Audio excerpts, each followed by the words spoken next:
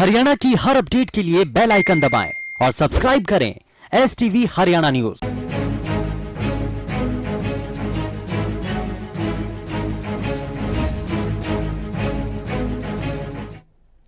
नमस्कार, आपके साथ मैं हूं अनामिका। अजय मिश्रा।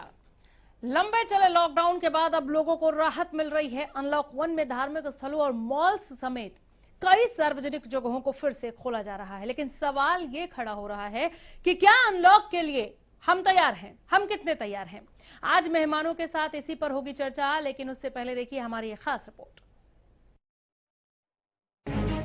देश में कोरोना को रोकने के लिए लॉकडाउन लगाया गया। करीब 2 महीने से ज्यादा समय तक रहे इस लॉकडाउन को 4 चरणों में लगाए रखा गया। लॉकडाउन 1 में सब कुछ पूरी तरह से बंद कर दिया गया था, लेकिन लोगों की परेशानियों को देखते हुए लॉकडाउन 4 में लोगों को काफी रियायतें भी दी गई। जब लॉकडाउन 4 खत्म होने वाला था तो लोगों को लॉकडाउन 5 के ऐलान की चिंता थी। उससे भी बड़ी चिंता थी कि अगले लॉकडाउन में क्या रियायतें मिलेंगी और क्या बंदिशें रहने वाली हैं। लेकिन सरकार ने लॉकडाउन 5 की जगह अनलॉक 1 का ऐलान कर दिया। मतलब कि 8 जून से बाजार, धार्मिक स्थल और सार्वजनिक जगहें खुल सकती हैं। लेकिन ये सभी कैसे खुलेंगी, उस पर विचार करना बाकी था। हरियाणा में भी अनलॉक को लेकर मुख्यमंत्री मनोहर लाल ने अपने मंत्रियों के साथ बैठक की और फैसला किया गया कि गुरुग्राम और फरीदाबाद को छोड़कर प्रदेश में सभी धार्मिक स्थलों और मॉल्स को खोला जाएगा। रेस्टोरेंट भी 50% परमिशन पर खुलेंगे। 3 विषय थे। पहला, रिलीजियस इंस्टीट्यूशंस को किस प्रकार से किस फेज्ड मैनर में खोला जाएगा। GMDA और FMDA को छोड़कर तमाम जगह एक डायरेक्टिव इशू कर दिया जाएगा कि 2 गज की दूरी के साथ किसी भी प्रकार के जो मूवमेंट है उसको रिस्ट्रिक्ट करते हुए मंदिर, मस्जिद, गुरुद्वारे, चर्चेज को खोला जाएगा, मगर कोई भी गैदरिंग अलाउड नहीं होगी। दूसरी ओर जो शॉपिंग मॉल्स हैं वो for the time being Gurgaon, Faridabad को छोड़कर तमाम जगह ऑपरेशनल होगी। रेस्टोरेंट्स जो है वो 50% कैपेसिटी पे फंक्शनिंग परमिसिबल है। डिस्ट्रिक्ट एडमिनिस्ट्रेशन अपने लेवल पे उनके ऑर्डर्स इशू करेगी। सरकार के निर्देशों के बाद लोगों को राहत मिली। रेस्टोरेंट, मॉल और धार्मिक स्थलों की सफाई की गई, उन्हें सैनिटाइज किया गया ताकि सरकार की तरफ से जारी गाइडलाइंस का सही से पालन किया जा सके। लोगों को बाहर निकलने की इजाजत तो मिली, लेकिन सवाल ये बना हुआ है कि धार्मिक स्थल और सार्वजनिक जगहें खुलने से लोगों के सामने क्या चुनौतियां खड़ी हो सकती हैं? क्या लोग धार्मिक स्थलों में, मॉल्स में, रेस्टोरेंट में सोशल डिस्टेंसिंग मेंटेन कर पाएंगे? क्योंकि लोगों को बंदिशों से तो मुक्ति मिली है, मगर जिम्मेदारियां बढ़ गई है। ऐसा ना हो कि घरों से बाहर निकलने की खुशी में लोग कोरोना को लेकर जारी गाइडलाइंस का उल्लंघन कर बैठे। और सवाल ये भी है कि प्रशासन इसके लिए कितना तैयार है। Bureau report, Haryana news. ये तो बंदिश खत्म, जिम्मेदारी बढ़ी। इस जिम्मेदारी को कौन कितना समझ रहा है, रणनीति क्या है और किस तरह से हम उस पर कदम बढ़ाएंगे? चूंकि अनलॉक 1 में जा रहे हैं, बहुत सारी चीजें खुलने वाली हैं, तो चुनौतियां बढ़ जाएंगी। इन चुनौतियों को कितना समझ पा रहे हैं आप और हम, और इसके लिए तैयारियां कितनी है, ये जानने के लिए हमारे पैनल से मिलवाते हैं। योगेश कौशिक है हमारे साथ, राजनीतिक विश्लेषक। योगेश जी, बहुत स्वागत है आपका। हमारे साथ परमेश्वर अरोड़ा, डॉक्टर परमेश्वर अरोड़ा, MD आयुर्वेदा जुड़े हैं। डॉक्टर साहब, बहुत स्वागत करती हूँ मैं आपका भी। शेरदिल सिंह सिद्धू, वरिष्ठ उपाध्यक्ष श्री गुरुद्वारा सभा से हैं, बहुत स्वागत है शेरदिल सिंह जी आपका। और हमारे साथ हाजी शहजाद खान, चेयरमैन मुस्लिम एकता मंच से हैं। खान साहब, आपका भी मैं बहुत स्वागत करती हूँ। Doctor Ajay Gupta, chairman NETB IMA Haryana से स्काइप के जरिए हमारे साथ जुड़े हैं। सर, आपका भी बहुत स्वागत है। एक एक करके मैं सभी के पास आऊंगी। योगेश कौशिक जी, जो सरकारी और प्रशासनिक तैयारियां आप देख रहे हैं अनलॉक 1 में जाने को लेकर, वो कितना काफी है और क्या लोग इतने सजग हैं अभी कि इस वक्त में आंकड़ों को देखते हुए, कोरोना पॉजिटिव और एक्टिव केसेस को देखते हुए हम अनलॉक 1 में जा रहे हैं? देखिए, मैं ना थोड़ा सा पॉलिटिकल चीजें भी, एंगल से भी देखता हूँ चीजों को। मैं बड़ा हैरान हूँ वैसे, क्योंकि 1 हफ्ता पहले हमारी जब बातचीत हो रही थी, जब अनलॉक की बात चल रही थी, तो डॉक्टर साहब गुप्ता जी भी जुड़े हुए थे और अरोड़ा साहब भी जुड़े हुए थे। तो हमारा प्लस पूरे पैनल का ये मानना था कि शायद अभी 1 हफ्ते का ही हो जाए, लेकिन एटलीस्ट अभी हम तैयार नहीं हैं, तो चलो वो अनलॉक हो गया। लेकिन मैं जो भी सेंटर से जो गाइडलाइंस आती हैं उन पे कई बार हैरान भी होता हूँ, परेशान भी होता हूँ। जैसे पहले मोदी जी का भाषण सुना, उसमें उन्होंने कहा कि जान है तो जहान है। उसके बाद जान भी ज़रूरी है, जहान भी ज़रूरी है। उसके बाद अगर हम थोड़ा सा टेक्निकल होके चले तो जो हमारे ऑल ओवर द वर्ल्ड अगर हम देखें तो जो ग्राफ पेशेंट्स का जैसे जैसे या तो लाइन सीधी आ जाए या लाइन डाउनफॉल की तरफ जा रही हो तो वहां पे अनलॉक किया गया है। लेकिन हमारे यहाँ पे जैसे ही ग्राफ एकदम अपर साइड में जा रहा था उस समय तो अनलॉक का फैसला किया गया। इसीलिए हमारी उस दिन बात हो रही थी कि भाई अभी अनलॉक का फैसला शायद ठीक नहीं है। और अब जब चलो हमने ये मान ही लिया है कि भाई अनलॉक करने जा रहे हैं तो अब कई चीजें मुझे एटलीस्ट ऐसी लग रही हैं कि जिनके बिना हमारा गुजारा हो सकता है। तो मैं उन चीजों से बिल्कुल एकदम सहमत नहीं हूं कि जिस तरीके से कर रहे हैं, क्योंकि हम हिंदुस्तानी नेचर को जानते हैं, हम लोगों को जानते हैं, हम अच्छी तरीके पहचानते हैं, हम सिचुएशन भी देखें। कई घर ही ऐसे होते हैं जहां पे 2 गज की दूरी मेंटेन नहीं कर सकते। तो बाजार में, आप सदर बाजार में जाइएगा, अभी पता लग जाएगा कुछ दिनों में, सदर बाजार है, जो भी सदर, पूरे हिंदुस्तान में जितने भी शहर हैं हर एक में सदर बाजार होते हैं। सदर बाजार में लोग एक दूसरे से ठस के चलते हैं, दुकानें ही एक दूसरे से ठस के लगी हुई होती हैं। तो ऐसी जगह पे बहुत ही मुश्किल होगा। और इसके बाद हम अवेयरनेस की बात करें, ये तो तय है कि अब मोदी जी ने जैसे ही कह दिया है आत्मनिर्भर बनो का मतलब यही है कि आपकी जिंदगी आपके हाथ में है, आप जियो या मरो, आप अपना ध्यान अपने आप रखो। बिल्कुल ठीक कहा उन्होंने, पर वो बिल्कुल स्पष्ट नहीं बोलते कई बार चीजों को ना, ऐसा कह देना चाहिए। क्योंकि ये तय है अब आज के बाद से कि अब हमारा जीवन हमारे हाथ में है, हम क्या क्या प्रिकॉशंस लेते हैं, क्या क्या प्रिकॉशन नहीं लेते हैं। प्रिकॉशन ली शायद हम बच जाएंगे, प्रिकॉशन नहीं ली शायद हम हॉस्पिटल जाके बच जाएंगे। अदरवाइज हमें इन चीजों के लिए तैयार रहना चाहिए, मतलब बुरी से बुरी सिचुएशन के लिए हमें तैयार रहना चाहिए। क्योंकि जो 2 लाख का ग्राफ 2 लाख प्लस कर गए हैं हम, मतलब मुझे जिंदगी में पहली बार, मतलब हमेशा मुझे फर्स्ट आने का शौक था, पहली बार मुझे बुरा लगेगा अगर हम कोरोना में टॉप कर गए तो, क्योंकि 5वें नंबर पे हम आ चुके हैं। और इस सिचुएशन में जो है मुझे हम पहले भी कह चुके हैं स्थिति और बुरी होगी। अभी एक्सपर्ट्स बैठे हैं, 2 गुप्ता जी बैठे हैं और अरोड़ा जी बैठे हैं, एक्सपर्ट्स वो हैं और वो मेरे ख्याल में बताएंगे आपको। डॉक्टर अजय गुप्ता, मैं आपके पास आ रही हूँ। सोशल डिस्टेंसिंग और तमाम चीजों का, खासकर भीड़ भाड़ वाली जगहों पे, ये एक बहुत बड़ा इम्तिहान नहीं हो जाएगा क्या? कैसे इसको हम फॉलो कर सकते हैं, इसका पालन कैसे हो सकता है वहां पर? देखिए, सबसे पहले तो हमको ये कारण ढूंढना है कि सरकार के जो निर्देश आ रहे हैं कि ये जो छूट मिल रही है, हर जगह दुकानें खुल गई, अब धीरे धीरे होटल्स खुल रहे हैं, शॉपिंग मॉल्स खुल रहे हैं, ये जो थिंकिंग है, ये जो माइंडसेट है, इसका ये कहाँ से आया है? देखिए, बहुत हद तक तो हमने 1-2 महीने पहले जब हमने अनलॉकडाउन शुरू किया था तब हमने तो सरकार ने कहा था कि इकोनॉमी की बात की थी कि देश हमारा जो हिंदुस्तान है ये एक डेवलपिंग नेशन है, डेवलप्ड नेशन नहीं है। तो हमारा जो देश है वो लॉकडाउन ज्यादा नहीं दे सकता। हमारा देश China, Spain, America, Italy, South Korea, इन सब से अभी डेवलपमेंट में बहुत पीछे है। तो ये बात बहुत हद तक समझ में आती है कि जी बिल्कुल, अब हम कितने देर तक लॉकडाउन रख सकते हैं? इकोनॉमी को, देश को चलाना है, इकोनॉमी को चलाना है। लेकिन इकोनॉमी को चलाते चलाते हम इस हद तक आ गए हैं कि अब मुझे लगता नहीं कि कुछ बचा है खोलने के अलावा। हमने धीरे धीरे सब कुछ खोल दिया है। और केसेस आपके, अगर मैं आपको बताऊं, 1 महीने पहले का डेटा पूरे हिंदुस्तान के सामने आपको पेश करना चाहता हूं। 9 मई 2020, 1 महीना ऑलमोस्ट पुरानी बात है ये, 3,320 नए केस उस 24 घंटे में बढ़े थे 9 मई को। और 11 जून आप मान के चलिए कि आज का दिन जो है, आज आप देख लीजिए 9,800 के आसपास लगभग केस 24 घंटे में बढ़े हैं। तो आप मान के चलिए कि पूरे 1 महीने में हर 24 घंटे में 3 गुना केस भारत में, हिंदुस्तान में बढ़ गए हैं। और अगर आप हरियाणा की पिक्चर देखिए तो पिछले 15 दिन में, 20 दिन में जो ये राइज हुआ है, ये एक्सपोनेंशियल राइज हुआ है। इसको हम एक्सपोनेंशियल राइज ही बोलेंगे, स्टडी राइज नहीं बोलेंगे। और अभी भी ये राइज हो रहा है। तो मुझे जो लगता है सरकार की नीति सब कुछ खोलने की, अनलॉकडाउन करने की इकोनॉमी तो है।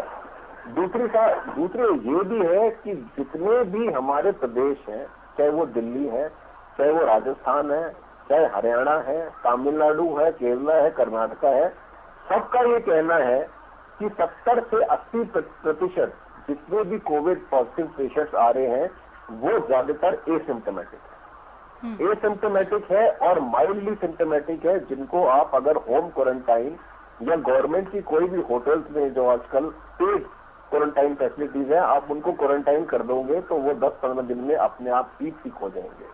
तो मुझे सरकार की जो रणनीति लगती है अनलॉकडाउन करने की, वो ये दो ही चीजें हैं। पहली इकोनॉमी है और जो मैक्सिमम केसेस जो पॉजिटिव आ रहे हैं वो है एसिम्टोमेटिक। लेकिन ये दो रीजन एक तरफ है, आपका जो हिंदुस्तान का ग्राफ है वो एक तरफ है। योगेश कौशिक जी ने बिल्कुल सही बोला है, हम टॉप 5 में आ चुके हैं दुनिया के देश में।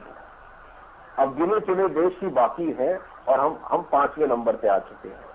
अभी भी हमको पीक का इंतजार है कि वो जो एक पीक आनी थी कोविड-19 की हिंदुस्तान की, वो कब आएगी और उसके बाद कब हमारा जो कर्व है वो फ्लैट होगा और उसके बाद धीरे धीरे गिरना चालू होगा। आगे मानसून सीजन आ रही है जो कि मुझे नहीं लगता है कि अभी 2-2.5 महीने से पहले हमारे जो कोविड-19 की जो पीक है वो आएगी। अब जो बात है कि गुड़गांव की अब मैं बात करने जा रहा हूं। गुड़गांव में पहले जो कंटेनमेंट जोन थे और अब है वो कंटेनमेंट जोन बढ़ा दिए गए हैं, लेकिन बढ़ाने के बाद जो नए कंटेनमेंट जोन है जिनमें रोक है वो किस प्रकार है। अब जो कंटेनमेंट जोन का जो प्लान है वो है 1 किलोमीटर रेडियस का, मतलब जितने भी आपके एरिया है, अगर हम एक घर को एपिसेंटर मानते हैं कोविड-19 का जिसमें केस पॉजिटिव आया है, तो उसके 1 किलोमीटर के दायरे के अंदर वो कंटेनमेंट जोन बन जाएगा। पहले क्या होता था, ये जो कंटेनमेंट जोन होता था ये 3 किलोमीटर का होता था, यानी कि जिस घर में कोविड-19 पेशेंट का पॉजिटिव आता था तो 3 किलोमीटर, जो पहले 3 किलोमीटर होता था वो कंटेनमेंट जोन होती थी और उसके आगे 7 किलोमीटर बफर जोन होती थी। तो इसमें भी रिलैक्सेशन आ गया है। तो मुझे तो अभी फिलहाल जो स्थिति है वो संभलती नहीं लगती है, जबकि प्राइवेट हॉस्पिटल्स ने एक अच्छा स्टेप लिया है जो मैं बोलना चाहूंगा आपके चैनल के माध्यम से, क्योंकि पेशेंट का लोड अब धीरे धीरे प्राइवेट हॉस्पिटल्स जो बड़े टर्शियरी केयर हॉस्पिटल्स हैं उनमें बढ़ रहा है। तो उन्होंने आसपास के होटल्स के साथ टाई अप करके होटल्स में पेड क्वारंटाइन फैसिलिटीज के पैकेजेस निकाले हैं। उसमें क्या है कि पेशेंट होटल्स में रहेंगे पे करके और उनके पास रोजाना नर्स जो कि उनका टेम्परेचर चेक करेगी, सैनिटाइजर वगैरह है, जितने भी है ऑक्सीजन सैचुरेशन वगैरह है, सब देखेंगी और जितने लेवल पे पेशेंट की स्थिति है उस लेवल पे वो मेंटेन करेगी। ठीक है। तो अगर आप पूरी स्थिति जो देखेंगे, ये लॉकडाउन बिल्कुल भी इस लॉकडाउन में छूट नहीं मिलनी चाहिए। हमारा जो खासकर गुड़गांव के अंदर है जो केसेस है, डॉक्टर परमेश्वर अरोड़ा, डॉक्टर अरोड़ा सहमत है आप? मैं डॉक्टर अजय गुप्ता जी की बात से 100% सहमत हूं और समझ से बाहर है कि ऐसी कितनी मजबूरी है, ऐसे कितना गरीब हमारा देश है कि हम जान जोखिम में डाल करके जो है आज हम बाजार खोल रहे हैं, आज हम रेस्टोरेंट खोल रहे हैं, आज हम मॉल्स, शॉपिंग मॉल्स खोल रहे हैं जो इन जनरल हमारी एसेंशियल आइटम्स के नहीं बल्कि लग्जरी का जो एक तरह से प्रतीक है मॉल्स, वो भी हमें खोलने पड़ रहे हैं। मुझे लगता है कि शायद कहीं इकोनॉमी सुधारने के चक्कर में आज से 2 महीने बाद ऐसी कंडीशन ना आ जाए कि जो थोड़ी बहुत दुकानें खुल रही हैं वहां पर दुकान खोलने वाला भी ना हो और ग्राहक भी ना हो, क्योंकि हम अभी चिकित्सक, देखिए हम आपको स्पष्ट बताना चाहते हैं, आज भी हम ये डिसाइड नहीं कर पा रहे कि स्थिति कहां तक जाएगी, लेकिन हाँ इतना हमें समझ में आ रहा है कि सावधानी हट रही है, हम कहीं ना कहीं जानबूझ के चूक की तरफ जा रहे हैं। आगे इसका क्या परिणाम निकलेगा वो तो समय ही बताएगा, लेकिन ये एक बहुत ही मुझे लगता है कि जैसे आ बैल मुझे मार, इस समय ये जो कहावत है वो बिल्कुल सही है कि आ बैल मुझे मार। आप ये बताइए कि ऐसा क्या हमारा हो गया कि हम अनलॉक अपना जो है करने लगे चीजों को, ऐसा मतलब हमने क्या अचीव कर लिया ऐसा? हमारे हॉस्पिटल्स हमने बहुत अधिक बना लिए, हमने डॉक्टर्स बहुत अधिक पैदा कर लिए, या हमने जो है नर्सिंग स्टाफ बहुत अधिक पैदा कर लिया। क्या ऐसा क्या कर लिया कि हम जो है इतना कॉन्फिडेंट हो गए कि अब चाहे जितना मर्जी पेशेंट आ जाए हम तैयार हैं?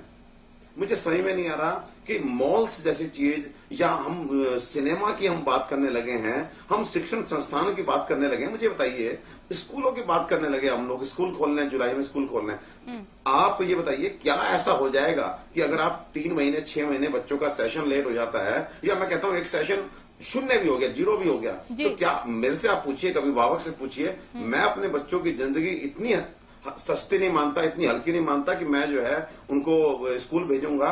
एंड और दूसरा ये कि मॉल्स जो हैं वो तो एक ऐसा, क्योंकि सब बंद हैं, एयर कंडीशनड हैं, मुझे लगता है एक्सप्लोजन होगा। अगर ये खुलते हैं तो एक्सप्लोजन होगा, जैसे विस्फोट होता है। और जैसे डॉक्टर अजय गुप्ता जी ने क्लियर किया कि 80% लोग एसिम्प्टोमेटिक हैं, और ये 80% एसिम्प्टोमेटिक जो हैं, ये जान लीजिए आज हम गुड़गांव की संख्या बोलते हैं कि हम 2000 पे पहुंच रहे हैं, लेकिन मेरे हिसाब से क्योंकि 80% को मालूम ही नहीं है कि वो कोरोना पॉजिटिव हो चुके हैं, वो मार्केट में घूम रहे हैं, तो हमारी संख्या 10,000 है।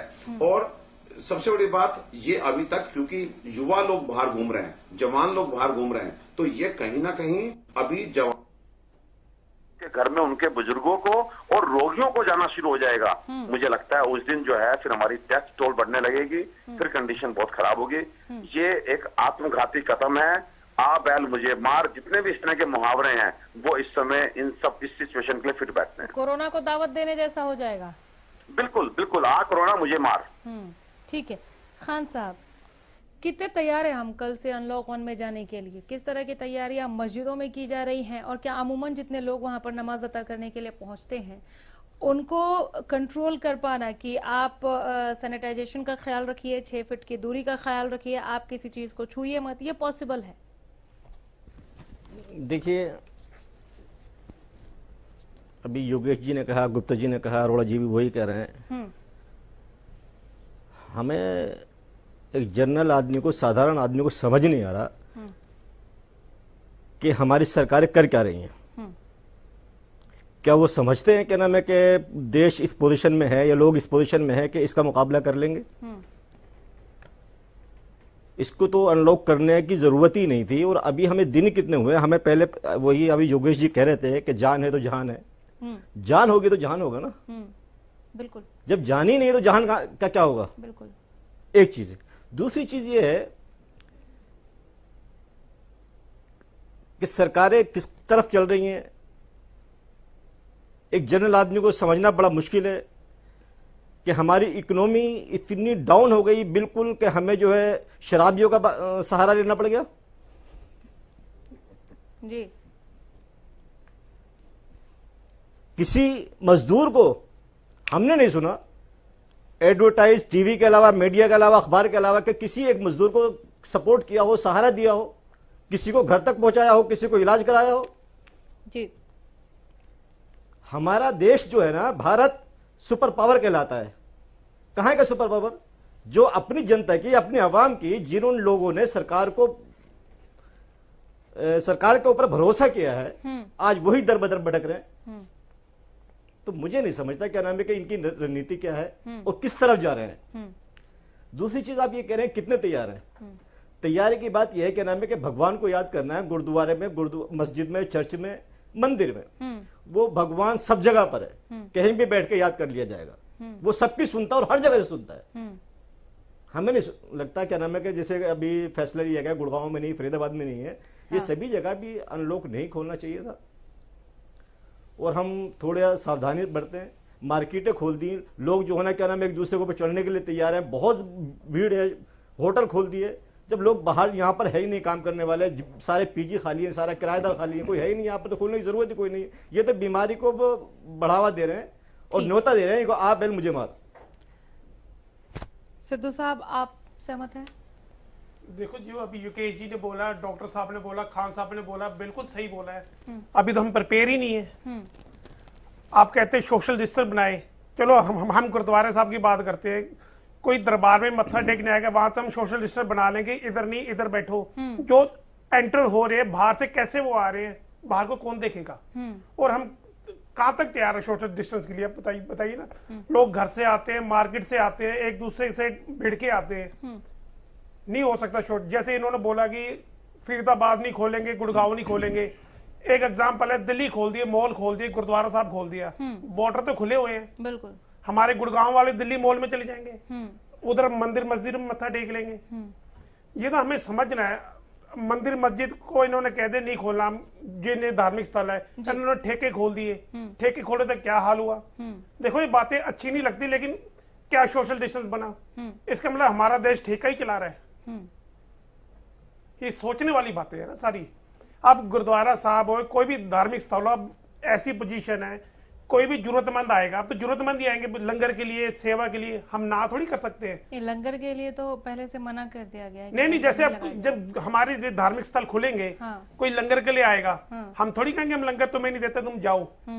ये चीजें सोचने पड़ेगी ना। ये कहना बहुत आसान है, पर हो नहीं सकता, पॉसिबल ही नहीं है। सिद्धू साहब, जो तैयारियां हम देख रहे हैं, जैसे कि मूर्तियों को भी सैनिटाइज किया जा रहा है, पूरा मंदिर परिसर, मस्जिद को सैनिटाइज किया जा रहा है, गुरुद्वारों को सैनिटाइज किया जा रहा है, और लगातार महंत या फिर ग्रंथी ये बता रहे हैं कि किस तरह से वहां पर लोगों को आने की इजाजत दी जाएगी। बाहर ही चेक किया जाएगा, टनल से आएंगे, फिर टेम्परेचर चेक किया जाएगा, हम उसके बाद सोशल डिस्टेंसिंग का भी ख्याल रखेंगे। मैंने खान साहब से भी ये पूछा था, 1-2 लोग नहीं आते हैं मंदिर मस्जिद गुरुद्वारों में, सुबह से शाम तक तांता लगा रहता है। पहले के मुकाबले फिर भी माना चलिए कि भीड़ कम होगी, लेकिन क्या इतनी कम होगी कि सोशल डिस्टेंसिंग, वो 6 फुट की दूरी, वो 2 गज की दूरी बनाई रखी जा सकती है?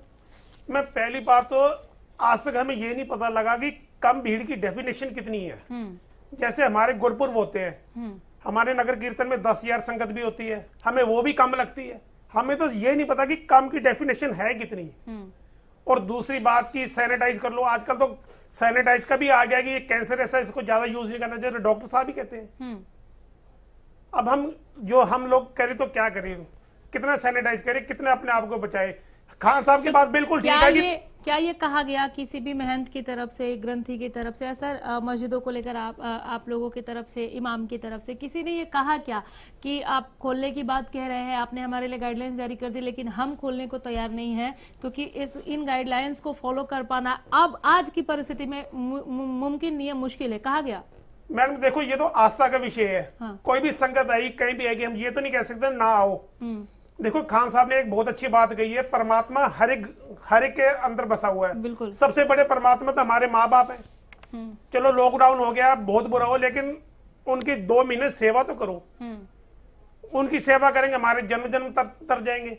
अब ये जितने भी धार्मिक स्थल है और 10 दिन को खुल जाएंगे, लेकिन ये है कि सब जगह लॉकडाउन होना चाहिए था। अब गुड़गांव नहीं होगा, फरीदाबाद नहीं होगा, दिल्ली कितनी दूर है? मैं नोएडा कितनी दूर है? बॉर्डर खुले हुए हैं, मॉल, दिल्ली मॉल में शॉपिंग करनी, कार उठाएंगे, आधे घंटे में पहुंच जाएंगे। सोशल डिस्टेंस इस देश में बनाना बड़ा मुश्किल है, क्योंकि ये हमारी नेचर है इंडियन की कि हम डिस्टेंस बना के चले, वो पॉसिबल नहीं है। कौशिक साहब, सुना आपने सभी को, और जैसे सिद्धू साहब कह रहे कि मन चंगा तो कटौती में गंगा, ये तो हर किसी के लिए है, तो अनलॉक अभी नहीं होना चाहिए था। हालांकि हम अनलॉक 1 में 1 जून से ही जा चुके हैं, ये तो पहला फेज 8 तारीख से है कि बहुत सारी चीजें खोल दी जाएंगी। ऐसे में अब आपको लगता है कि ये एक क्या ट्रायल है या क्या है? ये इकोनॉमी को बैलेंस करने की एक कोशिश है, इसमें जाना चाहिए नहीं जाना चाहिए, इसे लेकर तो डॉक्टर हमारे साथ, डॉक्टर अजय गुप्ता है और डॉक्टर परमेश्वर, दोनों मना कर रहे हैं। लगातार डॉक्टर परमेश्वर रोजाना हमारे साथ जुड़ते हैं, वो लगातार मना कर रहे हैं, उसके बावजूद भी हम अनलॉक 1 में कल से जा रहे हैं। तो ये कितना खतरनाक? आज बेहतर होता, क्या नाम है, कि सरकार का कोई ना कोई नुमाइंदा होता ताकि हम उससे जवाब ले सकते थे। बिल्कुल बिल्कुल, कि हम किस तरफ जा रहे हैं। हाँ, देखिए, ये ना डॉक्टर गुप्ता जब आपसे बात करते हैं ना, वो उनके सामने मेरे हिसाब से सारे आंकड़े रखे होते हैं, A to Z, ये डे वाइज बता देते हैं कि आज इतना हुआ। जैसे अभी बताया इन्होंने 9,887 के करीब है आज। बिल्कुल बिल्कुल, ठीक है, और 3,000 से शुरू हुए थे 1 महीना पहले। अब जैसे धार्मिक बातें अगर मैं करता हूं, तो धार्मिक बात जहां तक है और जहां तक आस्था का प्रश्न है, अगर आस्था की बात आते हैं तो आस्था, तो फिर आस्था का मामला अगर आप करोगे तो आस्था में तो ये है कि मैं अपने भगवान के पास जाऊं और उनके यहाँ पे छूऊं, या जैसे हम मंदिर में भी जाते हैं तो हम मंदिर के बाहर हाथ लगाते हैं, गुरुद्वारे में भी लगाते हैं। ठीक है, और गुरुद्वारों को के तो मैंने जो टीवी पे देखा, मैं उतना ही बता सकता हूं दिल्ली के गुरुद्वारे वालों ने तो लाजवाब इंतजाम कर लिया है, लेकिन मैं दिल्ली के गुरुद्वारों की एक गारंटी ले सकता हूं कि अंदर तो शायद वो मेंटेन कर लेंगे, लेकिन बाहर रोड पे जो जाम लगेगा, जो लोग होंगे, क्योंकि गुरुद्वारों को मानने वाले सिर्फ पगड़ी बांधने वाले सिख नहीं है, वहां पे मेरे जैसे हिंदू भी जाते हैं, बिल्कुल जाते हैं। तो वो, और वहां इतने लोग जाते हैं, आप सोच नहीं सकते हैं। अच्छा, अब दूसरी बात मैं फिर करता हूं, गुरुद्वारे वालों ने, मैं उन्हीं का इंटरव्यू सुन रहा था दिल्ली का ही, उन्होंने ये कह दिया कि जी देखो जी, प्रसाद तो हम देते हैं, वो तो हम देंगे ही देंगे, ठीक है, प्रसाद ये देंगे जरूर, क्योंकि उसमें जब लोग पैकेट बांट रहे हैं तो हमें प्रसाद के लिए क्यों रोका जा सकता है, प्रसाद देंगे ये, ठीक है। अगली बात मैं करता हूं, क्योंकि मैंने यहां हिंदुस्तान में अकेले नहीं, मैं एक बार जर्मन में था, मैंने वहां पे डेसलड्रफ के उसमें देखा था गुरुद्वारे में, मुझे रुकना पड़ा था एक बार, मेरा अच्छी किस्मत थी कि मैं वहां रुका। इनके अंदर इतना सेवा भाव होता है, आप सोच ही नहीं सकते। अगर इनके गुरुद्वारे कल खुले और इनके पास 100 लोग भूखे आ गए तो ये रोटी बना के देंगे ही देंगे, बिल्कुल, हम ना, ये मेरी गारंटी है। और ये आस्था की बात नहीं है, ये तो इनके, मुझे लगता है, खून में आ चुका है। ये कई बार सरकार ये कहती है दिल्ली की कि ये हड़तालियों को खाना दे के आते हैं, तो वो ये कहते हैं कि हम नहीं, हमारे पास जो भी आएगा, इनके पास जैसे धरना होता है तो वहां पे जंतर मंतर पे होता था, तो लोग आते थे, जी 1000 लोगों का खाना चाहिए, ये देते थे, क्योंकि यही सेवा भाव तो इनको औरों से अलग और औरों से ऊपर लेके जाता है। तो ये मैं, लेकिन फिर भी मैं गुरुद्वारे की जो मैंने पिक्चर्स देखी थी, मैं उससे अंदर से तो मैं सहमत हूं, लेकिन बाहर मैं किसी कीमत पे नहीं मान सकता सरकार घोड़े दौड़ा दे, चाहे वो जाम होंगे, लोग उतरेंगे। आगे से उन्होंने ये भी कह दिया है कि आप अपनी चप्पलें गाड़ी में छोड़ के आएंगे, वो करना पड़ेगा, चप्पलें छोड़ेंगे गाड़ी के अंदर, आप अपना सामान छोड़ के आएंगे गाड़ी के अंदर, फिर वो नई प्रॉब्लम आएंगी, ठीक है, कुछ भी गाड़ी में चोरी हुई या कुछ और हुआ और प्रॉब्लम खड़ी हो जाएंगी। अब इस सबसे बड़ी बात एक है कि जैसा दोनों धार्मिक गुरु मान रहे हैं इस चीज को, और मैं भी मानता हूं कि जब हमारे मन के अंदर भगवान है, हम जहां चाहें वहीं पे इबादत कर सकते हैं, अपनी पूजा कर सकते हैं, तो क्या इनको एकदम जल्दी पड़ी। अभी मैं एक उदाहरण देता हूं, गुड़गांव क्यों मना किया है इन्होंने, उसके पीछे सबसे बड़ा है शीतला माता मंदिर, क्योंकि शीतला माता मंदिर पे तो इतनी भीड़ होती है कि एक दूसरे से टकरा के ऐसे चलते हैं, ज्यादा है, वहां गुरुग्राम बच्चे, और फरीदाबाद में केसेस ज्यादा है, इसलिए मना। अरे मैडम, वहां इतनी भीड़ हो जाती है कि बच्चे उस घुटन में मर चुके हैं कई बार, ये फैक्ट्स हैं, ये ऑन रिकॉर्ड फैक्ट्स हैं कि बच्चे घुटन में मर गए, और एक बार नहीं, 10 बार हादसा हुआ, उसके बाद वो ओवरब्रिज बनाया गया है। वहां इतनी भीड़ हो जाती है क्योंकि वो एक स्पेशल समय के लिए खुलता है।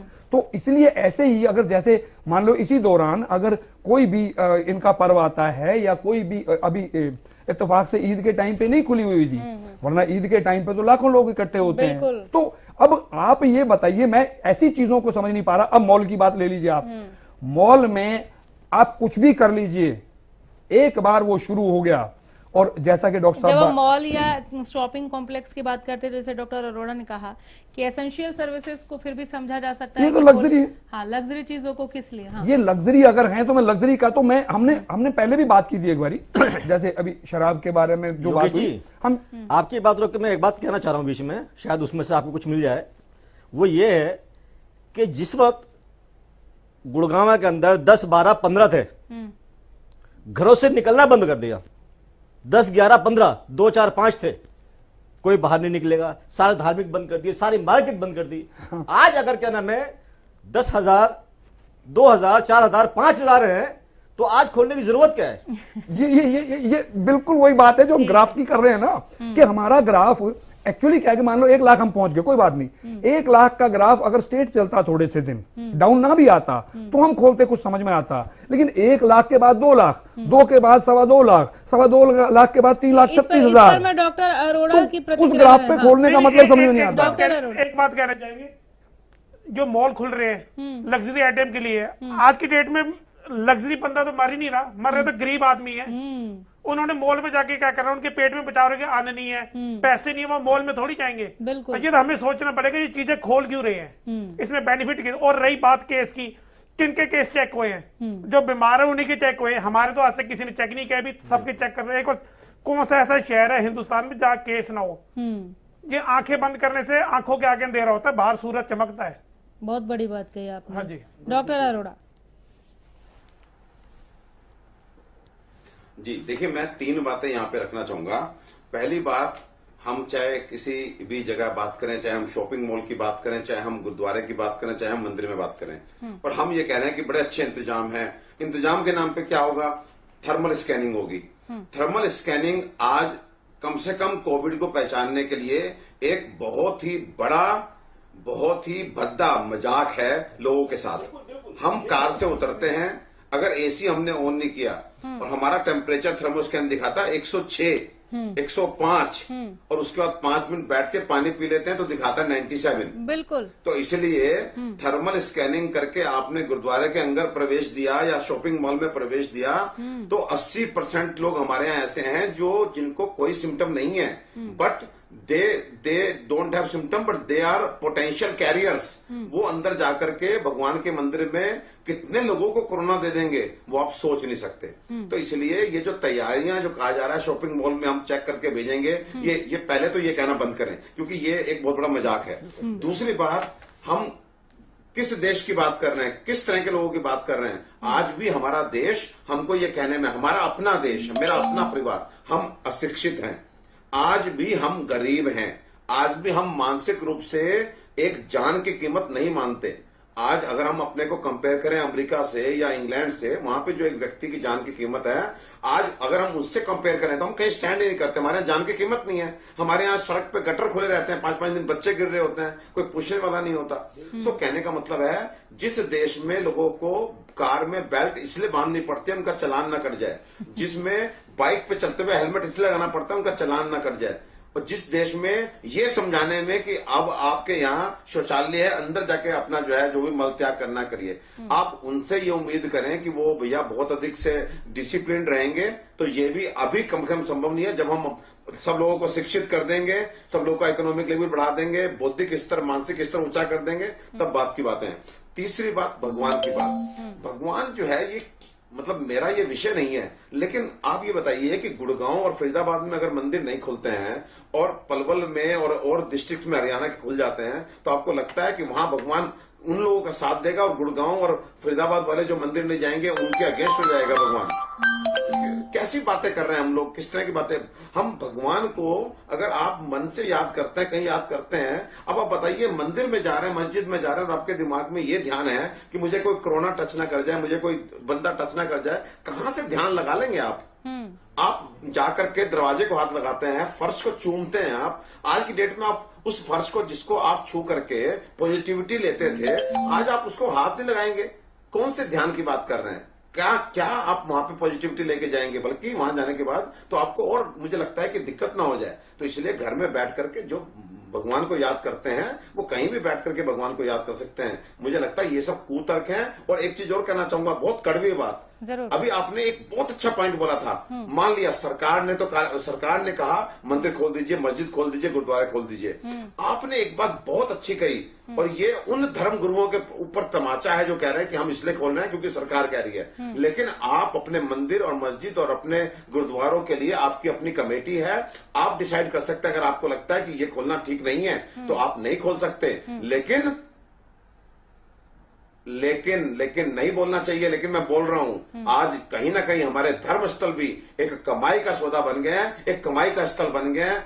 इसलिए सब दोषी हैं, सरकार भी दोषी, तो वो भी दोषी जो सरकार के साथ लग के या सरकार जैसे कि राज्य सरकारों ने कह दिया कि नहीं, हम अभी स्कूल नहीं खोलेंगे, हमारे साथ बिना विचार विमर्श के नहीं खोला जा सकता। वैसे ही धार्मिक स्थलों को लेकर भी अगर ऐसा लगता है कि नहीं मेंटेन हो पाएगा, जैसे कौशिक साहब भी समझा रहे हैं कि एक बार मुख्य द्वार से भीतर तक कोई ध्यान रख लेगा, लेकिन बाहर का कोई भी मंदिर हो, हाँ, कोई गुरुद्वारा, कोई मंदिर, सब जगह एक उनकी कमेटी होती है जो उसको मेंटेन करती है। अगर मुझे लगता है कि कोई कमेटी, हमारे यहाँ जो भी मंदिर हैं सबकी कमेटियां हैं, अगर वो कहेंगी हम अभी मंदिर नहीं खोल रहे हैं, तो कम से कम सरकार आके उनको नोटिस नहीं दे रही कि आपने क्यों नहीं खोला। बिल्कुल। इसलिए आपको अपनी इच्छा शक्ति खुद करनी होगी। और क्या सरकार, मैं कहता हूं मॉल्स के अंदर जितने शॉप हैं, अरोड़ा साहब की इन बातों पर मैं आऊंगी, खान साहब आपके पास भी और सिद्धू साहब आपके पास भी, लेकिन ब्रेक पर जाना पड़ रहा है। यहाँ पर ब्रेक के बाद डॉक्टर अजय गुप्ता की बातों के साथ मैं लौटूंगी कि बंदिश खत्म तो जिम्मेदारी कितनी बढ़ी और इसे कौन कितना समझ रहा है। छोटा सा ब्रेक। तो ब्रेक के बाद एक बार फिर से हमारे पैनल की तरफ आगे बढ़ेंगे, डिबेट को आगे बढ़ाते हुए। डॉक्टर अजय गुप्ता, हमने एक सिक्के के एक पहलू पर तो हमने बात की, हालांकि उसी पहलू को भरपूर पहलू जिस हिसाब से पैनल की बातचीत चल रही है वो समझ में अभी तक आ रहा है, लेकिन दूसरा पहलू, क्या अगर हम सावधानी के साथ कल अनलॉक 1 के इस पहले फेज में कदम बढ़ाएं तो इसे सक्सेस बना सकते? क्या पहले से कहीं ज्यादा सजगता, लोगों की जागरूकता इसे सफल बना सकती है? देखिए, ऐसा है, 24 मार्च से पहले, जब लॉकडाउन से पहले हम जो बातें करते थे, जो सरकार बातें करती थी, और 24 मार्च से जब ये लॉकडाउन शुरू हुआ था तो हिंदुस्तान ने ये ठाना था कि हमको कोरोना से लड़ना है और कोरोना को हरा के उससे जीतना है हमको। 2-2.5 महीने के लॉकडाउन के बाद मुझे ऐसा लगता है, ये मेरा पर्सनल ओपिनियन है, हो सकता है कि ये हमारे 1-2 जो पॉलिटिकल लीडर्स हैं उन्होंने भी बोला है कि अब बहुत सारी जो सरकारें हैं उन्होंने सोच लिया है कि कोरोना के साथ हमको जीना है। तो कहीं ना कहीं ये जो हमको जब छूट दिखने को मिल रही है, ये कोरोना के साथ लड़ाई तो नहीं दिख रही है, ये कोरोना के साथ जीना सीखने की तैयारी हो रही है। और इसी सोच के ऊपर ये जो मॉल्स हैं या फिर जितने भी हमारे रिलीजियस प्लेसेस हैं, इनको खोला जा रहा है। एक बात जो हमारे सब पैनलिस्ट ने कही, मैं उसको स्टैम्प करता हूँ, उससे एग्री करता हूँ कि हिंदुस्तान की जो पॉपुलेशन है अभी भी काफी हद तक ऐसी पॉपुलेशन है जो अभी भी सोशल डिस्टेंसिंग और डूज एंड डोंट्स का अभी पालन नहीं कर रही है। मुझे बहुत अफसोस से कहना पड़ता है, आज भी अगर मैं सड़क पे दिखता हूँ तो कितने लोग जो युवा वर्ग के लोग हैं, जो बाइक पे मुझे, मोटरसाइकिल पे, स्कूटर पे दिखते हैं, बिना मास्क पहने वो घूम रहे हैं जी। किराने की दुकानों पे नाम मात्र सोशल डिस्टेंसिंग दिखती है आपको। सदर बाजार चले जाइए, सब्जी मंडी चला जाइए, कहीं कहीं ऐसी जगह दिखेंगी जहां पर वाकई लोग सोशल डिस्टेंसिंग का पालन कर रहे हैं, लेकिन अगर आप मैक्सिमम जगह देखेंगे, ज्यादातर जगह पे सोशल डिस्टेंसिंग नहीं है और कई जगह मास्क भी नहीं पहनते हैं। तो इन चीजों के मद्देनजर आप अगर रिलीजियस प्लेसेस खोलना चाहते हैं तो जैसा कि बताया, सिद्धू साहब ने बताया है, खान साहब ने बताया है कि ये जो इंतजाम अगर आपको करने हैं तो आपको जो कमेटी है, गुरुद्वारा की कमेटी है, मंदिर की कमेटी है, मस्जिद की कमेटी है, उसको सरकार के साथ बातचीत करके इंतजाम पहले पुख्ता करने होंगे। बिल्कुल जैसे डॉक्टर परमेश्वर ने बोला है कि गर्मी इतनी ज्यादा, टेम्परेचर इतनी ज्यादा है, थर्मल स्कैनिंग आपका फेल है। कंपनीज के अंदर अगर सुबह एम्प्लॉइज आते हैं वो ठीक से अंदर आ सकते हैं क्योंकि टेम्परेचर कम है। जिनकी आफ्टरनून की शिफ्ट रहती है, जो दोपहर में जाएंगे या शाम के टाइम में भी जाएंगे, आप थर्मल स्कैनिंग में आपका बुखार 101, 102 दिखाएगा। कितने लोगों को आप साइड में बिठाएंगे पानी पिलाते हुए? अब आप अगर 10-12 लोग, 20 लोग को बिठा सकते हैं, आप 100 लोगों को बिठा सकते हैं साइड में, वहां पर आपकी सोशल डिस्टेंसिंग कैसे जाएगी? तो मुझे ऐसा लगता है सरकार ने ये ठान लिया है कि कोरोना के साथ हमको जीना है, लड़ना नहीं है, और उस पीक का वेट करना है जो भगवान जाने कब आएगी, 2 महीने में, 2.5 महीने में या 3 महीने में। और तब तक वाकई जो हालत होगी, ऐसा ना हो कि दिल्ली तो बिल्कुल ही मुंबई के ऊपर अग्रसर है, जैसी स्थिति मुंबई इंदौर में है, दिल्ली उसी राह पे चल रहा है। ऐसा ना हो कि गुड़गांव को भी उसी राह पे हम 2 महीने बाद देखें। तो स्थिति बहुत चिंताजनक है। ये जो इसमें तो कोई दो राय है ही नहीं कि स्थिति कितनी ज्यादा इस वक्त चुनौतीपूर्ण है और चिंताजनक है।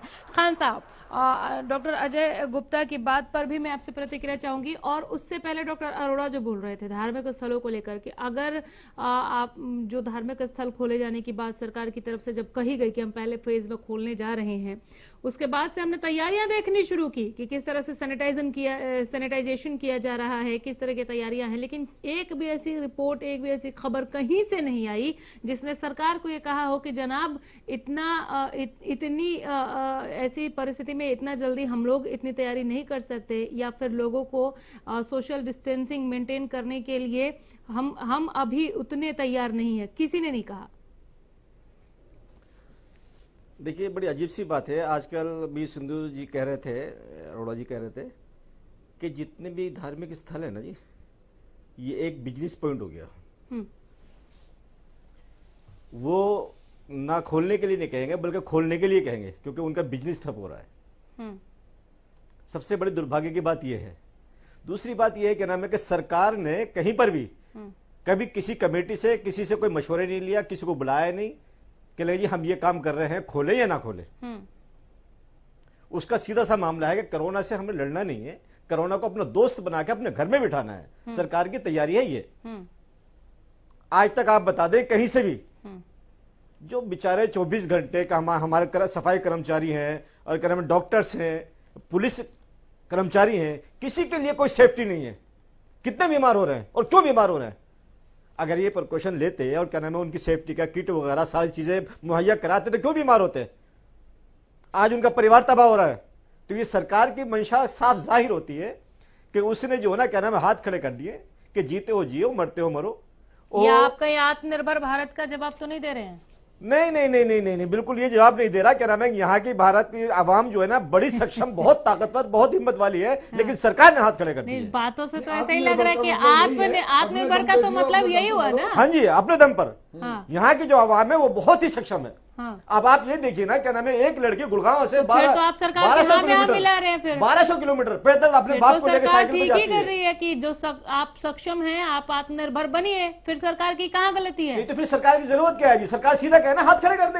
हाँ। सरकार जो घुमा के सीधा जवाब नहीं दे रही है, घुमा फिरा के जवाब दे रही है, सीधा जवाब देना, क्योंकि हमारे अंदर कोई ताकत नहीं है। जो आपका दिल करे वो करो। जो आप सक्षम इस तरह की बात कर रहे हैं, किसी कमेटी की, किसी गुरुद्वारे की, किसी को बुला के आपने मशवरे नहीं लिया कि हम खोलें या ना खोलें। सिंह साहब, डॉक्टर अरोड़ा की बात का जवाब खान साहब ने दे दिया, आपसे चाहती हूँ, और डॉक्टर अजय गुप्ता की बात का भी प्रतिक्रिया। नहीं, जैसे डॉक्टर साहब ने बताया कि थर्मल जो हम करते हैं, हम नॉर्मल भी देखते हैं, हम कहीं भी जाते हैं, धूप में निकलते हैं, टेम्परेचर बढ़ जाता है, हालांकि वो बिल्कुल ठीक होता है। जिसका टेम्परेचर बढ़ जाएगा और बिल्कुल ठीक होगा, हम कहेंगे साइड में चले जाओ, आप नहीं अंदर जा सकते। ये पॉसिबल ही नहीं है धार्मिक स्थलों में कि हम किसको आने दें, किसको ना आने दें। ये मापदंड तो है ही नहीं ना कि हम क्या करें क्या ना करें। और जैसे खान साहब ने कहा कि सरकार ने बोला कि आप निर्भर हो जाओ, ये हमने आप ही निर्भर होना था, फिर मार्च से अब तक लॉकडाउन किया क्यों? जब 500 केस है तब तक लॉकडाउन कर दिया, जब लाखों में केस जा रहे हैं खोल दिया जी अब आप आत्मनिर्भर हो जाओ। ऐसे नहीं होता ना, आत्मनिर्भर कैसे हो जाएंगे? मजदूर हैं, गरीब मजदूर हैं, उनके लिए बसें नहीं आनी थी, 1000 बसें बेची, इनके कागज फर्जी थे, फलाना थे। अगर यही इलेक्शन का टाइम होता, चोरी की बसें भी चलती, तब इनको कागज ना देखने पड़ते। अब हम क्या बोले, पुलवामा कांड हुआ, आज तक उस गाड़ी का नंबर नहीं पता लगा और 1000 बसों का नंबर इन्होंने 1 घंटे में बता दिया। जहां पे पब्लिक के हित की बात होती है वो तो 1 मिनट में आ जाता है, जहां पे अपना काम होता है इनको कुछ दिखता ही नहीं है। ऐसे नहीं होना चाहिए ना, आत्मनिर्भर होना था, हम तो आत्मनिर्भर है ही, इसमें कोई दिक्कत नहीं है। सरकार को दो तरफ नहीं चलना चाहिए, पब्लिक का भला करे तो हम देखेंगे, हम बताएंगे, जब इनका खुद के इलेक्शन हो आने तो जो आ रहा है सब देख लेंगे। ऐसे नहीं होना चाहिए ना, ये तो समझना हमको है कि हमने क्या करना है। इसमें मैं एक चीज ऐड कर देता हूँ। आज अमित शाह जी ने बिहार के अंदर शुरुआत कर दी है और उन्होंने ये कह के वो रैली की है कि ये पॉलिटिकल रैली नहीं है, लेकिन वो पूरा का पूरा भाषण पॉलिटिकल है। उसमें ये डिक्लेयर भी करके आ गए हैं कि भाई हमारे जो अगले दावेदार हैं मुख्यमंत्री के वो नीतीश जी हैं। इसका मतलब ये है कि सरकार की तरफ से हालात नॉर्मल हो गए हैं, तो इसलिए आप लोग मत मानो, नहीं मानना तो वो यही तो प्रूव करना चाहते हैं आपके थ्रू। अब दूसरी बात और है कि हर एक की एक लॉबी है, आप लोग जो हम जो बात कर रहे हैं उसमें, लेकिन मैं ये मान के चलता हूं कि धार्मिक लोगों का कोई प्रेशर नहीं था। शराब के बारे में इन्होंने जिक्र किया, शराब की एक लॉबी है, शराब वालों को नुकसान हो रहा था, उस लॉबी ने प्रेशर बनाया, शराब खुली। ऐसे ही अभी मैं अगला बताता हूं जो सबसे खतरनाक प्रोग्राम होने वाला है। वो प्रोग्राम होने वाला है फिल्म इंडस्ट्री का। फिल्म इंडस्ट्री में तो आप आमने सामने जाके डायलॉग बोलते हैं और वो खुलेगी, क्योंकि वो भी एक लॉबी है, उनका भी नुकसान हो रहा है और उनका तो अरबों का नुकसान है, और वो ये थिएटर भी खुलेंगे। तो ये एक प्रोसेस के तहत चल रहा है, जिसका प्रेशर काम कर रहा है वो कह रहे हैं ठीक है यार, आप मतलब बात किसी से नहीं करेंगे, ऐसी चुपके से 2 दिन बाद वो खोल देंगे, 2 दिन बाद वो खोल देंगे, और अल्टीमेटली पूरे के पूरे मॉल खुलने का मतलब ये है कि पिक्चर हॉल खुलेंगे। आप देख लेना। तो हम तो महामारी को बैठे दावत दे बिल्कुल दे रहे हैं। अभी जो अरोड़ा साहब ने कहा कि दुर्घटना वो सावधानी हटी, दुर्घटना घटी। पूरी बात इन्होंने नहीं की। हम दुर्घटना को न्योता दे चुके हैं ऑलरेडी, और वो सामने वाला टक्कर ना मारे, वो उसकी मर्जी है, या हमें दम है, बच जाएंगे। मैं डॉक्टर अजय गुप्ता आपके पास आ रही हूँ। या कहीं सरकार की एक कोशिश इस तौर पे भी देखी जानी चाहिए कि हमने 4 लॉकडाउन देखे, हमने बहुतों को, आ रही हूँ डॉक्टर अरोड़ा साहब आ रही हूँ, हमने 4 लॉकडाउन देखे, हमने कईयों को परेशान देखा, लोगों के पास अब पैसा खत्म हो गया है, वो राशन नहीं ले पा रहे, वो दूध चीनी वगैरह नहीं खरीद पा रहे हैं, तो थोड़ा ये ढील देना थोड़ा बहुत ये जरूरी हो गया था। और क्या इस एक टाइम पीरियड में, इस 3 फेज के अनलॉक 1 में सरकार के देखना चाह रही है कि क्या हम इसे कितनी तेजी से कोरोना आगे बढ़ता है, या हम कितनी तेजी के साथ उस पर ब्रेक लगाने के लिए अब सक्षम हो पाए, हमने 4 लॉकडाउन से क्या सीखा है। क्या एक कोशिश सरकार की ये भी है, इस नजरिए से भी देखा जाना चाहिए क्या कि थोड़ी सजगता के साथ क्यों ना हम पहला फेज देख लें? देखिए, ऐसा है, सरकार ने पहले लॉकडाउन में क्या कहा था? पहले लॉकडाउन को खोलने के बाद ये कहा था कि जो एरिया लॉकडाउन खोलने के बाद जिन एरिया में केसेस वापस आते हैं, हमको उन पर पुनर्विचार करना पड़ेगा और लॉकडाउन दोबारा करना पड़ेगा। तो ये जो रणनीति लॉकडाउन 2 और लॉकडाउन 3 में बताई गई थी, उसका पालन नहीं हो रहा है। मैं ये नहीं चाहता हूँ कि पूरे हरियाणा के अंदर, मैं सिर्फ हरियाणा की बात करूंगा, मैं हिंदुस्तान की बात नहीं करूंगा। पूरे हरियाणा के अंदर मैं नहीं चाहता कि पूरे हरियाणा के अंदर लॉकडाउन होकर बैठ जाएगा, लेकिन अगर आप पूरे हरियाणा की पिक्चर देखेंगे तो 3 डिस्ट्रिक्ट ऐसी हैं जिसमें स्ट्रिक्ट लॉकडाउन जरूरी है, गुड़गांव, फरीदाबाद और सोनीपत। बाकी ऐसे डिस्ट्रिक्ट हैं जिनमें एक्सपोनेंशियल राइज नहीं है केस का। तो अगर आप इन 3 डिस्ट्रिक्ट्स को कंट्रोल करोगे तो आपको पूरे हरियाणा की पिक्चर बेटर हो जाएगी। अब आपने अब ये नहीं सोचिए कि रोड ट्रांसपोर्ट है। नहीं, एक सेकंड। तो सरकार ने सोनीपत का नाम हालांकि नहीं लिया है, लेकिन फरीदाबाद और गुरुग्राम के लिए सरकार ने कहा है कि हम यहाँ चीजें नहीं खोलने जा रहे हैं। तो क्या ये बेटर फैसला है हरियाणा सरकार का? आपने हरियाणा की बात की, तो उसी परिप्रेक्ष्य में कुछ हद तक बेटर है, कुछ हद तक बेटर है कि अगर आप मॉल होटल नहीं खोल रहे हैं, ये बिल्कुल डिजर्व नहीं होता है। गुरुग्राम और फरीदाबाद की जो हालत है इस टाइम, वो बिल्कुल भी डिजर्विंग नहीं है। ठीक है डॉक्टर अरोड़ा, गुरुग्राम फरीदाबाद में केसेस ज्यादा है, जैसे कि अभी डॉक्टर अजय गुप्ता कह रहे हैं, इन्होंने सोनीपत को भी ऐड किया। हाँ बिल्कुल, बीते कुछ 2-3 दिनों की अगर बात करें तो बहुत ही ज्यादा तेजी से केस सोनीपत में भी बढ़े, हालांकि पहले से कोई कम नहीं थे। लेकिन गुरुग्राम और फरीदाबाद को सरकार ने कहा है कि हम यहाँ पर चीजें नहीं खोलने जा रहे हैं, यहाँ पर पहले के हिसाब से सख्ती रहेगी, अभी उसके बारे में बाद में डिसाइड किया जाएगा। तो जैसे कि अजय गुप्ता साहब कह रहे हैं कि इन 3 जगहों पर अगर सख्ती बढ़ती जाती है तो बाकी जगहों की चीजें ऐसे ही ठीक हो जाएंगी। तो ये क्या एक अच्छे फैसले के तौर पर भी, एक कोशिश के तौर पर भी, अच्छी कोशिश के तौर पर देखा जाना चाहिए क्या? बिल्कुल, देखिए, जो काम अच्छा होगा उसको हम लोग अच्छा मानेंगे। तो डेफिनेटली अगर जिस तरह से केसेस बढ़ रहे हैं गुड़गांव में, फरीदाबाद में, और यहाँ पर ये एक्टिविटीज अभी नहीं चालू की जा रही है, तो डेफिनेटली ये अप्रिशिएबल एक स्टेप है। लेकिन 2 बातें मैं कहना चाहूंगा। 2 बातें ये कहना चाहूंगा कि एक तो मुझे लगता है कि पब्लिक को सही मैसेज नहीं जा रहा। मैसेज देने वाली जो बॉडीज हैं वो लोगों को ये कह रही हैं कि डरने की जरूरत नहीं है, डरने की जरूरत नहीं है। आपको लोगों को ये कहना चाहिए कि हम एक गरीब देश हैं और हमें बूता नहीं कि हम 3 महीने 6 महीना घर में बैठ के खा लें।